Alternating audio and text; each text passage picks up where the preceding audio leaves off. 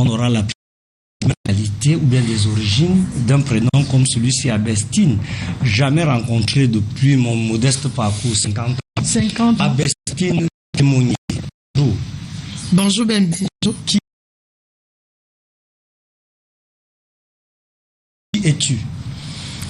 Je suis fille de pasteur, Oui. épouse de pasteur, Oui. et je suis le responsable de la paroisse de l'église évangélique du Cameroun, sur le boulevard, à 2 pas du siège de Canal 2 International. Et c'est pour cela que nous avons beaucoup de contacts. Et je suis là pour le peuple de Dieu, parce que je pense que c'est important, comme femme, pasteur, de parler des éléments clés. Bien entendu. De cette célébration qui progressivement perd de sa substance, perd de sa valeur à cause des différentes déviances que nous observons lors de cette célébration.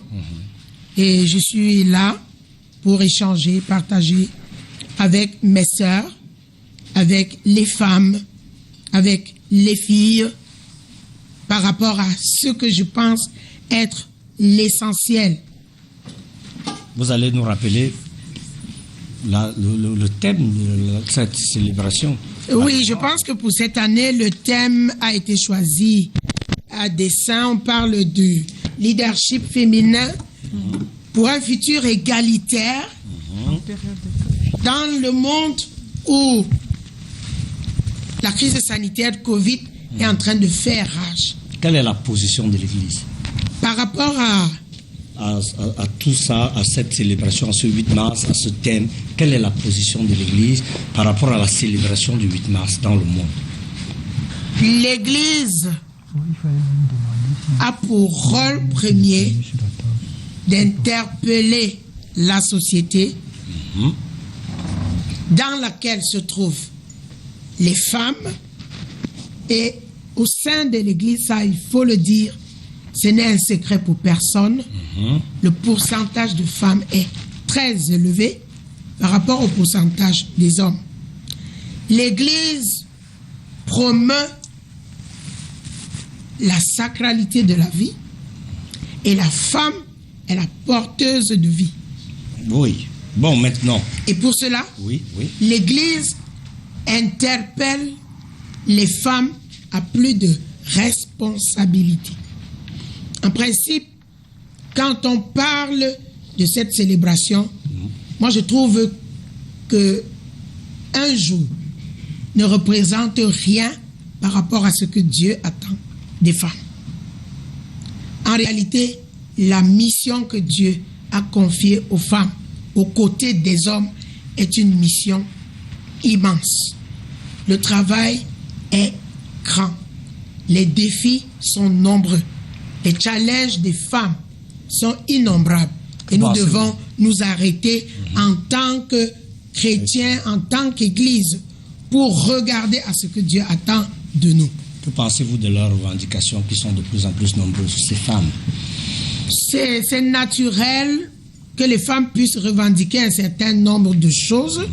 C'est normal, parce que au regard des composantes de la société où l'effectif des femmes, comme je le disais, est un peu plus grand, on réalise que les femmes sont sous-évaluées, ou alors certains font semblant d'ignorer le potentiel que Dieu a mis dans les femmes, ou alors certains méprisent le sens du leadership que les femmes ont.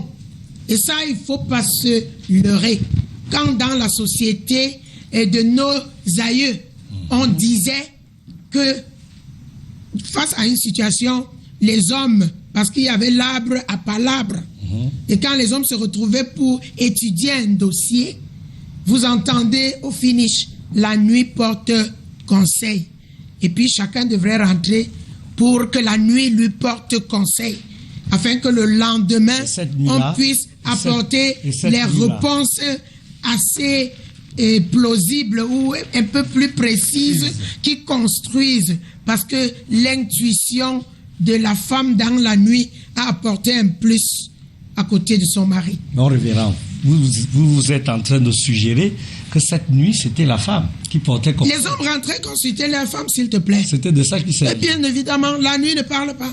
Advestine Kemounié, mon révérend, Advestine Kemounié, vous êtes révérend, vous êtes pasteur.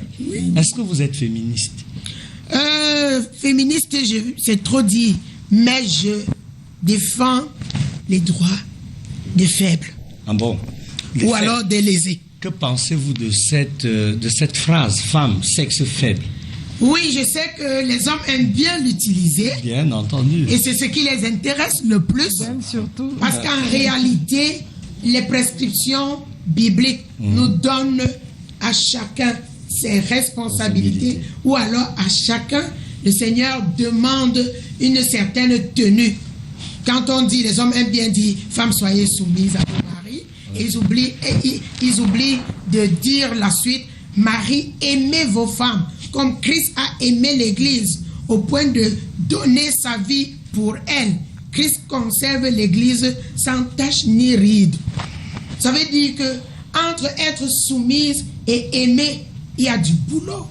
L'homme a un peu plus de travail que la femme. Si les femmes sont soumises et ont en retour l'amour que leur mari leur réserve, je crois que le monde serait un peu plus paisible. Vous êtes d'accord? Donc quand on parle donc de sexe faible, c'est 1 Pierre 3 au verset 7 qui énonce cela. Mais je voudrais dire qu'on évite de tirer un verset d'un contexte. Parce que si vous prenez tout le passage de 1 Pierre 3... Vous nous soupçonnez alors? Oui, vous tirez le verset qui vous arrange et vous laissez le grand ensemble de responsabilités. Parce que quand on parle ici, on dit, au verset 3, « Femmes, soyez de même soumises à vos maris, afin que si quelques-uns des maris n'obéissent point à la parole, ils soient gagnés sans parole par la conduite de leur femme. » Ça veut dire qu'il y a un boulot que les femmes doivent faire pour que les maris soient gagnés sans parole par leur conduite. Je pense que c'est le fondamental. Et quand on parle de sexe faible, ce n'est pas que la femme est faible. Mais c'est tout simplement le sac de ciment. C'est tout simplement parce que... Non, les femmes peuvent porter le sac de ciment, s'il te plaît. C'est tout simplement pour dire que la femme doit rester dans son couloir. Et savoir que la masculinité, avec la force, avec les grandes visions que les hommes portent, est d'un plus pour que la femme puisse émerger. Donc, il y a ce qu'on appelle la complémentarité entre l'homme et la femme. La femme, en termes de femme, ne doit pas se sous-estimer, parce que dans la Bible, on a dit qu'elle est un sexe faible. D'ailleurs, il y a à comprendre sexe faible ou bien c'est la femme qui est faible. Si c'est le sexe, bon. Mais si c'est la femme qui est faible, il y a problème. Révérend Advestine Kemounié, je vous soupçonne d'être féministe et vous ne le saviez peut-être pas. Mais qu'est-ce que les femmes de l'église de l'EEC ont prévu en ce jour spécial du 8 mars? Le contexte Covid obligeant, nous avons interpellé les femmes à rester dans des moments de prière en famille, c'est ce que nous avons demandé. Mais déjà en prélude à cette journée, nous avons au niveau de notre paroisse lancé une formation pour autonomiser les femmes qui ne font rien. Et là, c'est la paroisse qui a financé la formation, et on a demandé aux femmes de venir se former dans la culture et la transformation de l'escargot. Super. Ce qui est prisé aujourd'hui. Et les femmes étaient là, une trentaine qui ont répondu présentes. Elles ont travaillé vendredi à samedi. Et entre-temps, nous avons eu des séminaires. Nous avons parlé du leadership avec les femmes de la région qui se sont retrouvées dans la paroisse de Loncac. C'était le mardi. Et nous les avons encore encadrées. Nous leur avons rappelé en quoi consiste leur leadership. Et on leur a rappelé qu'elles doivent cesser d'être des éternelles dépendantes, des éternelles plaintives. Les femmes doivent sortir de leurs blocages pour rechercher la famille. Parce qu'aujourd'hui, il faut le dire, les femmes portent les familles. Et même certains hommes, quand on les voit, on estime qu'ils ont beaucoup de moyens, mais si ils n'ont pas une femme forte, dynamique, entreprenante à leur côté, même ce qu'ils ont risque de s'en aller comme un château de cartes. Madame Destine Kemounié, votre mari est pasteur. Il est pasteur. Ouais. Qui est le chef? C'est lui. C'est lui. À la maison ou à l'église? À l'église, moi je suis chef dans ma paroisse. Bien. Lui, il est dans sa paroisse. Il est aussi chef. Oui. Et quand vous vous retrouvez à deux dans la maison, qui est le patron? C'est lui. Quand tu n'as pas le temps, tu es femme alors quand? Moi je suis femme. Tu es donc son épouse à quel moment? À tout moment. Comment? Nous faisons tout ensemble. Comment ça? Ils disent qu'ils font les enfants ensemble. Oh, ben, On ne t'a rien pas demandé. des enfants. En fait, On sait que tu as l'allié parce que de les Ben. femmes, Quand je dis- parce que les femmes leaders aujourd'hui, nous savons, elles abandonnent, Elles n'ont pas- elles n'ont elles plus trop de abandonnent temps. leurs responsabilités de femmes au foyer. Vous êtes une femme leader, vous êtes Abestine Kemounié, vous êtes patron de votre paroisse, vous êtes pasteur, vous êtes berger. Mais comment vous faites? Est-ce que vous n'avez pas abandonné votre Ça, je rôle ne de le femme ferai jamais. au foyer? Je crois que mon mari est déjà passé ici, il vous l'a dit. Oui, oui, Je ne le je lui ai fais- posé la même question. Je ne le Comment il ferai fait? jamais parce que mon éducation m'a amené à faire la part des choses. Il faut donner la place et la valeur à chaque composante de ta famille. Vous enseignez ça aux femmes à Je l'église? l'enseigne en permanence et je ne l'enseigne pas seulement, je le vis. Ok. Je le vis. Avec des preuves. En tant que femme, leader, responsable de ma paroisse, si vous pouvez faire un sondage, vous comprendrez que moi, je rentre à la cuisine. Moi, je vais Ah bon? au champ. Vous préparez Même dans quoi? Yaoundé. Vous savez préparer Moi, quoi? je Elle s'occupe prépare des tout. enfants. Je prépare Ah bon? tout. Et mes enfants, je les encadre, j'ai du temps pour eux. Je planifie de manière à ce qu'il n'y ait pas un grand vide. Peut-être de temps en temps, on peut être dehors pour les services, mais quand j'ai mes horaires de suivi de mes enfants, je le fais. Monsieur ne se plaint pas. Il ne se plaint pas. Quand je parle de monsieur il ne l'a se dit, plaint pas, hein. vous n'êtes pas souvent fatigué. Non, je ne suis pas fatigué. Du genre, je suis fatigué, on peut revoir au petit Ben. matin. Ah, lui et moi, on se comprend. Laisse. Ok. Ben, il faut laisser. Bon, en fait, Non, mais il a compris. Elle a compris, Pinto. Parce que votre parent va dire que quand le soir, quand on a tout fait les travaux de Dieu et pour la maison, maintenant le travail peut-être pour faire les enfants. Est-ce qu'il y a un problème au travail Bon. à ce niveau? à Bastille, Il n'y a pas de problème. hein. Tout est équilibré. mon La révérend distanciation. Tout est équilibré. Abestine Kemounié, on n'aura jamais assez de temps pour discuter avec vous. Tellement c'est plaisant, tellement vous êtes le berger, on aime bien être avec vous, parce qu'on oublie même souvent que vous êtes le révérend. On voit la femme, la mère, on voit L'épouse. Oui, l'épouse. Je voulais partager ce moment avec les téléspectateurs. C'est pour ça que je vais vous proposer de nous dire un mot pour sortir, de nous enseigner quelque chose pour sortir. Qu'est-ce qu'on doit retenir de votre passage là, de ce 8 mars, du Covid? Bref, on a la chance de vous avoir. Enseignez-nous un truc pour sortir. Ce que je voudrais dire, en gros, Oui. c'est que la vie est sacrée. Celle de l'homme comme celle de la femme. Et par rapport à la période dans laquelle nous nous trouvons, n'oubliez pas que nous sommes dans la période dite de carême ou de la passion selon l'obédience où on se trouve. Bien entendu. Et nous avons pris la peine ce que nous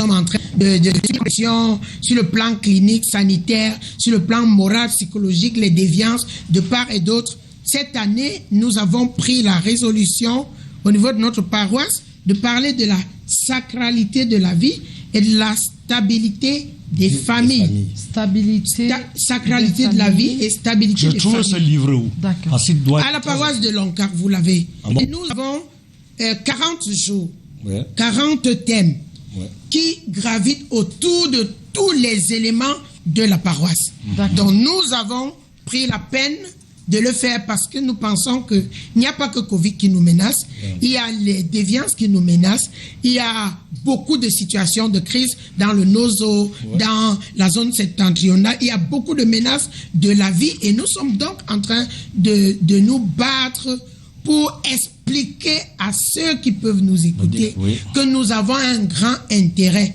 pas seulement à manifester d'une manière extérieure que nous nous réjouissons d'être femmes, mais de rentrer dans l'intérieur de chacune de nous, dans le fond de notre cœur, pour voir quelles sont nos responsabilités dans ce que le monde est en train de vivre. Comment est-ce que nous pouvons intégrer nos familles et tous ceux qui nous, afin que ce soit la crise sanitaire, que ce soit les crises sociales, que ce soit les attaques mystiques de toute nature, chacun puisse être capable de se prendre en charge et de prendre en charge la vie de sa famille. Prendre en charge la vie de sa famille, c'est sur ce qu'on va se quitter, Ben, on va la libérer. Retenir. On sait que vous avez beaucoup d'activités en ce moment. Vous allez sortir d'ici, vous allez faire beaucoup de choses. Est-ce que vous permettez aux téléspectateurs de continuer à avoir même une information sur vous? Un numéro de téléphone, par exemple. Oui, il n'y a pas de souci, je reste ouverte. D'accord. Enfin, je vous ai dit, je suis à la paroisse de Lanka. Et le téléphone, c'est 699 92 61 30 et MTN 678 11 41 23. Alors, pasteur, il est arrivé de lancer.